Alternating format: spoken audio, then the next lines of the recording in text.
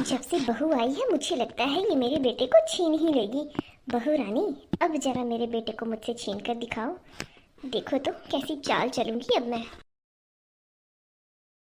Mummy, आप सुबह सुबह इतने जल्दी क्यों उठ गए हो और क्या ढूंढ रहे हो आप? अरे बेटा, क्या बताऊं, 3-4 दिन हो गए मेरे कमरे में बहुत ही गंदगी हो गई है। मुझे झाड़ू लगाना है अपने कमरे में, इसीलिए सोचा खुद ही उठ जाती हूँ, क्यों किसी को दुख तकलीफ देनी। अरे मम्मी, कैसी बातें कर रहे हो? मुझे बता देते। अब सुषमा तो बहुत ही बिजी है, लेकिन मैं तो फ्री हूँ, मुझे बता देते आप। अब इतना तो मैं कर ही सकता हूँ। ना बेटा ना, तुम रहने ही दो।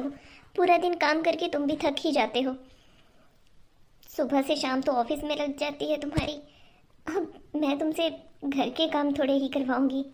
मेरी किस्मत ही ऐसी होगी, सोचा था बहू लाऊंगी और फिर घर का सारा काम करेगी वो, और साथ में कम से कम मेरा कमरा तो साफ करेगी। लेकिन किस्मत देखो मेरी। चलो बेटा, कोई बात नहीं, मैं तो यहाँ झाड़ू ढूंढ रही थी, लगता है बाहर ही होगा सीढ़ियों पर। सुषमा बहुत बिजी हो गई है, मैंने उसे पहले ही कहा था कि घर में ट्यूशन पढ़ाने का काम लो ही मत। अब क्या करूँ मैं?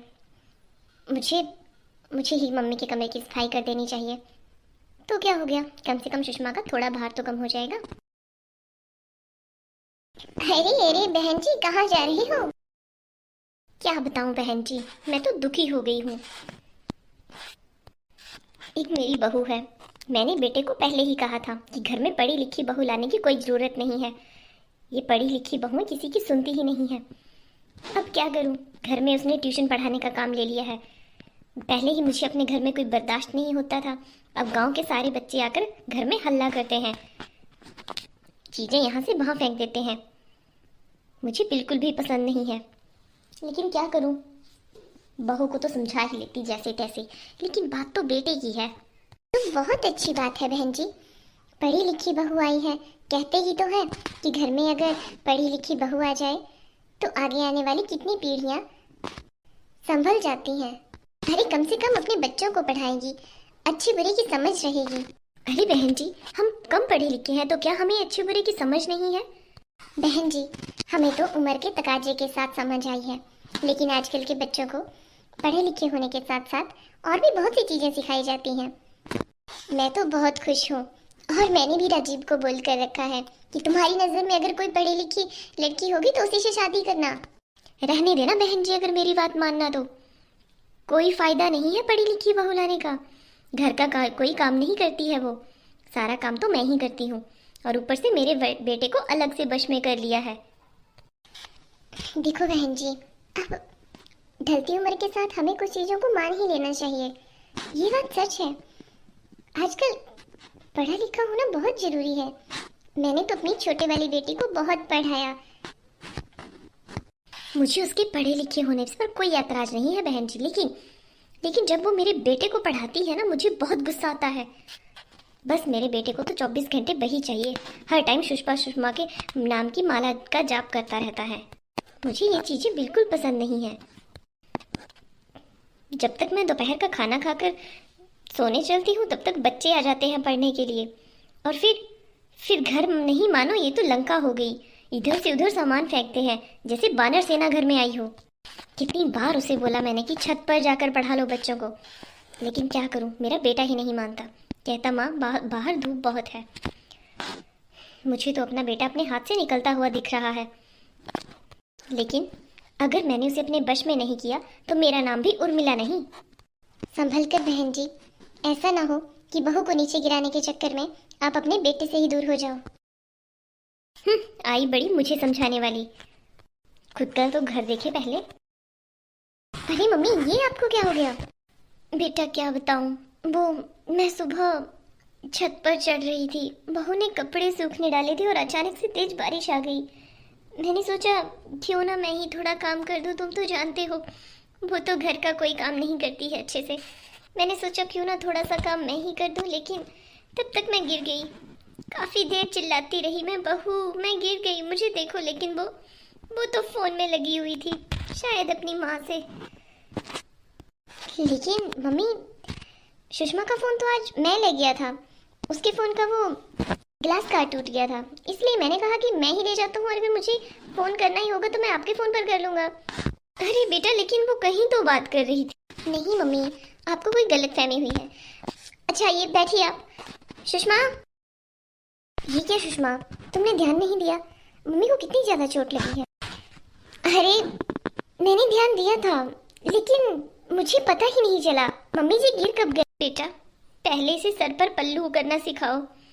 कभी सर पर पल्लू नहीं रखती है, हमारे घर की बहू बेटियां ऐसे नहीं घूमती हैं। मम्मी जी, आप तो जानती हैं कि जब मैं बाहर जाती हूँ तो मैं सर पर पल्लू कर लेती हूँ, लेकिन घर में ये सब मेरे बस का है नहीं मम्मी जी। और यहाँ कौन मुझे देख रहा है? सिर्फ आप दो ही तो हैं। कोई बात नहीं मम्मी, आप रेस्ट कीजिए, मैं आपके लिए सूप बना कर लाता हूँ। तुम क्यों बेटा, ये मुझे सूप भी नहीं पिला सकती क्या? अब घर का सारा काम तो मैं ही करती हूँ, कुछ करती धरती तो है नहीं, कम से कम सूप ही बना दे। उधर भी मेरे बेटे को धकेल देगी किचन में। अच्छा ठीक है मम्मी जी, आप शांत हो जाइए, मैं सूप ला देती हूँ। देखो बेटा, इसे पहले ही सिखा दो कि कम से कम पल्लू कर लिया करे सर पर। क्या करूँ मैं? अगर मैं ना होंगी तो क्या होगा इस घर का? मुझे तो यही चिंता सताती रहती है, तुम्हारा ख्याल कौन रखेगा? शाम के खाने की पूरी तैयारी मैं करती हूँ। मैं क्या क्या करूँ बेटा, मैं परेशान हो गई हूँ। ये तो कुछ नहीं करती धरती है। मैंने पहले ही कहा था पढ़ी लिखी बहू मत लाओ मत लाओ, तुम सुनते ही कहाँ थे मेरी। अब झेलो इसे। माँ कोई बात नहीं, मैं सुषमा से बात करता हूँ, आप चलिए रेस्ट कीजिए। सुषमा, अच्छा हो तुम मुझे यहीं मिल गई। देखो तुम कुछ टाइम ट्यूशन छोड़ क्यों नहीं देती हो? ट्यूशन छोड़ दूँ? पहले आपने कहा ऑफिस छोड़ दो, मैंने ऑफिस छोड़ दिया। फिर आपने कहा मायके जाना छोड़ दो, फिर मैंने मायके जाना छोड़ दिया। अब मैं क्या करूं? मैं घर पर बैठकर घर का सारा काम कर देती हूँ, उसके बाद ही ट्यूशन का काम करती हूँ। मम्मी क्या कह रहे थे आपके साथ कि घर का सारा काम वो करते हैं? अगर आपको यकीन नहीं होता तो आप कैमरा फिक्स करवा कर देख लीजिए, घर का सारा काम मैं ही करती हूँ खुद ब खुद। और आप जानते हैं आशा जी के साथ, सॉरी मेरा मतलब आशा ताई के साथ क्या कह रहे थे मम्मी कि वो अपने बेटे को बहू के वश में नहीं होने देंगे, इसीलिए मम्मी ये सब करते हैं। मुझे इस बात का ज़रा भी दुख नहीं है कि मम्मी आपसे मेरी शिकायत लगाते हैं। आप तो जानते हैं कि मैं अपनी जिम्मेदारी निभाना बखूबी जानती हूँ, मुझे इन चीज़ों का कोई फर्क नहीं पड़ता है। मेरा दिमाग कम से कम इतना तो चलता ही है कि मम्मी जी जो आपसे कहते हैं मैं आपसे उन बातों की सफाइयाँ नहीं देती हूँ, क्योंकि मैं जानती हूँ कि हम दोनों के बीच में म्यूचुअली अंडरस्टैंडिंग है। आप उन चीज़ों को अंडरस्टैंड कर सकते हो कि मम्मी ऐसा क्यों कह रही हैं। देखिए, शायद उन्हें अपने बेटे से दूर होने का हमेशा डर लगा रहता है, और मेरा काम उन्हें इसलिए पसंद नहीं आता क्योंकि आप बार बार मेरी तारीफ करते रहते हैं। आप मम्मी के सामने मेरी तारीफ करना बंद कर दीजिए और ज़्यादा से ज़्यादा टाइम मम्मी के साथ बिताइए, तब जाकर उनकी ये इनसिक्योरिटी दूर होगी। ठीक है, मैं कुछ टाइम के लिए ट्यूशन अगर बंद कर भी दूंगी तो क्या कल को बच्चे मेरे पास पढ़ने आएंगे? क्या गांव में और पढ़ी लिखी बहुएं नहीं हैं? देखिए, हम सिचुएशन तो नहीं बदल सकते, लेकिन सिचुएशन को हैंडल करना तो सीख ही सकते हैं ना। पर आए दिन हमारी ज़िंदगी में बहुत सी परेशानी आती रहती हैं, हमें उनसे डील करना सीखना चाहिए, ना कि थक हार कर बैठ जाना चाहिए। देखिए, मैं तो बहू हूँ, मुझे तो मम्मी के दिल में जगह बनाने के लिए टाइम लग जाएगा। मैं अपनी बात मम्मी को कभी नहीं समझा पाती हूँ, लेकिन आप तो उनके बेटे हो, इतने साल उनके साथ रहे हो, उनके सोचने का तरीका जानते हो, उनका नज़रिया जानते हो। क्या आप इतनी सी बात नहीं जान सकते कि आखिर वो कैसे अपना मन बदलेंगी? आखिर उन्हें दिक्कत क्या है? हाँ सुषमा, शायद तुम सही कह रही हो। मैं मम्मी के साथ ज़्यादा टाइम नहीं बिताता हूँ, आते ही तुम्हारे साथ किचन में काम करवाने लग जाता हूँ, और उसके बाद अगर मम्मी मुझसे कोई शिकायत करती है तो मैं तुम्हारी साइड ले लेता हूँ। लेकिन सुषमा, मैं उन पतियों में से भी तो नहीं हूँ कि पब्लिकली तुम्हें कुछ कहूँ गलत। मैं जैसे एक अच्छा पति हूँ वैसे ही एक अच्छा बेटा भी हूँ। अच्छे और बुरे की समझ है मुझे, लेकिन मैं मम्मी के साथ तुम्हारी बुराई नहीं कर सकता, करना तो दूर, मैं सुन भी नहीं सकता, मैं बस उन्हें समझा सकता हूँ। अच्छा कोई बात नहीं, लेकिन कम से कम सुन तो सकते हो, कम से कम सुन ही लिया कीजिए, आप आगे से मत बोला करें। और अब चलिए आप, मैं मम्मी को सूप देकर आती हूँ। मेरे जाने के 10 मिनट बाद कमरे में आना, फिर आप ढेर सारी बातें करना मम्मी के पास बैठकर। किचन का क्या ही काम रहता है जी, मैं खुद संभाल लूँगी। अच्छा ठीक है। अरे मम्मी जी, मैंने अभी अभी इधर किचन सेट किया, आप इधर क्यों आए? आप रेस्ट कर लेते हैं। क्यों, अब तुम मुझे मेरे ही घर से निकालोगी? और सर पर पल्लू क्यों नहीं है? मम्मी जी, मैंने कभी आपकी सेवा करने में कोई कमी रखी है? मम्मी जी, आपने देखा ही होगा कि कई बार घूंघट डालकर रहने वाली बहुएं भी सास ससुर की सेवा नहीं करती हैं। घूंघट डालकर 10 गालियाँ निकाल देती हैं। और जीन्स पहनने वाली भी सास ससुर की खूब सारी सेवा करती है और खूब सारा लाड प्यार करती है। बहू, रीति रिवाज तो रीति रिवाज ही होते हैं, घर के संस्कारों को तुम यूं नहीं पलट सकती। अच्छा ठीक है मम्मी जी, कर लूंगी सर पर पल्लू, लेकिन आप थोड़ा आराम कीजिए। मुझे बस तुमसे यही पूछना है, आखिर कौन सी पट्टी पढ़ाई है तुमने मेरे बेटे को? मैं कुछ भी कहूँ सुनता ही नहीं। मम्मी जी, ये पट्टी मैंने नहीं पढ़ाई है, ये आपके ही संस्कारों का अच्छा फल है। आपने बहुत ही अच्छे संस्कार दिए हैं अपने बेटे को। आपने देखा है लोगों के बेटे को अपनी बीवी का पक्ष लेते हुए या फिर अपनी माँ के बारे में कभी कुछ नहीं सुनते हुए, लेकिन आपका बेटा बहुत ही संस्कारी है माँ जी। वो कैसे बहू? मम्मी जी, वो अच्छे और बुरे में समझ रखते हैं। जब मैं कोई गलत काम करती हूँ तो मेरे बारे में सुन लेते हैं, लेकिन जब मैं कुछ गलत नहीं करती हूँ तब वो मेरा पक्ष लेते हैं। वो एक अच्छा बेटा होने के साथ साथ एक अच्छे पति भी हैं, और ये आपके दिए हुए संस्कारों का ही तो नतीजा है। मम्मी जी, अगर आपको मेरा ट्यूशन पढ़ाना पसंद नहीं था, आप मुझे बोल देती। अब मैं ट्यूशन नहीं पढ़ाऊंगी। और आप तो जानती ही हो कि घर का वैसे भी सारा काम मैं ही करती हूँ। आप ही उनके सामने कहती थी कि घर का काम आप करते हो, तो ठीक है, आप रोज यही कह दीजिए कि घर का सारा काम आप ही करते हो और काम मैं ही कर दिया करूँगी। मम्मी जी, जैसा आपको अच्छा लगे, जैसे भी आप खुश रहें वैसे रहिए। मेरे लिए आपकी खुशी से बढ़कर कुछ भी नहीं है। और ऐसा कभी मत सोचिएगा कि मैं आपसे आपके बेटे को छीन रही हूँ। आपके बेटे के दिल में जो आपके लिए जगह है वो कभी कोई नहीं ले सकता। लेकिन बहू, मम्मी जी, आप चिंता मत करिए।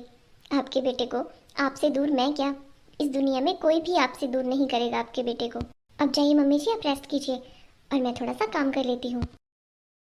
अरे ये क्या, बहू के विचार कितने अच्छे हैं। और हाँ, मैंने ये बात तो कभी नोटिस ही नहीं की, ये मेरे बेटे को कभी मेरे पास बैठने से रोकती नहीं थी। इसका मतलब आशा बहन जी सही ही कह रही थी, पढ़ी लिखी बहू लाने का बहुत फ़ायदा है। कितनी अच्छे से इसने मुझे समझा दिया, घर के माहौल को कितने अच्छे से एडजस्ट कर लेती है। एक मैं ही हूँ जो हमेशा इसके पीछे पड़ी रहती हूँ। ये घर का सारा काम करके भी कभी नहीं कहती कि ये काम मैंने किया, और मैं एक झाड़ू लगाकर भी सारे घर में बोलती फिरती हूँ कि ये काम मैंने किया, मैंने किया। अरे किया हुआ काम तो दिख ही जाता है। ये मैं क्या से क्या बन गई, मैं तो ऐसी नहीं थी। बेटे को खोने के चक्कर में मैं अपनी बहू के मन में अपनी जगह ही नहीं बना पाई। मैंने हमेशा इसे इतना कुछ कहा, लेकिन ये तो मेरे और मेरे बेटे के बीच में दूरियां ख़त्म कर रही थी। तभी तो कल बार बार उसे कह रही थी जाओ मम्मी के पास बैठो जाकर। हे भगवान, इससे तो माफ़ी नहीं मांग पाऊंगी, लेकिन आप ही मुझे माफ़ कर देना। आज के बाद कभी ऐसा नहीं करूंगी। हेलो दोस्तों, कमेंट बॉक्स में ज़रूर बताएं आपको हमारी वीडियो कैसी लगी।